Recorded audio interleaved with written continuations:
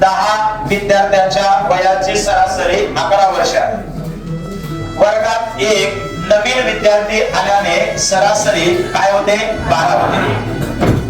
तर त्या नवीन आलेल्या विद्यार्थ्याचे वय किती? सरासरी प्रश्न आपल्या 3 टाइप मध्ये शिकायचे. तर सुरुवातीला बघू आपण विद्यार्थी किती होते 10, सरासरी काय होती 11. मग 10 गुणिले जर 11 केलं तर त्या 10 विद्यार्थ्यांचं एकूण वय किती येतं 100.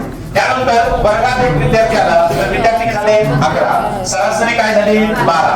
11 गुणिले 12 केलं तर 11 गुणिले 12 यांचा गुणाकार किती येतो 132. मग सुरुवातीच्या विद्यार्थ्यांचं एकूण वय 110, नंतरच्या विद्यार्थ्यांचं एकूण वय किती आहे 132. मग वाढलेलं वय हे वाढलेल्या काय असतं व्यक्तीचं.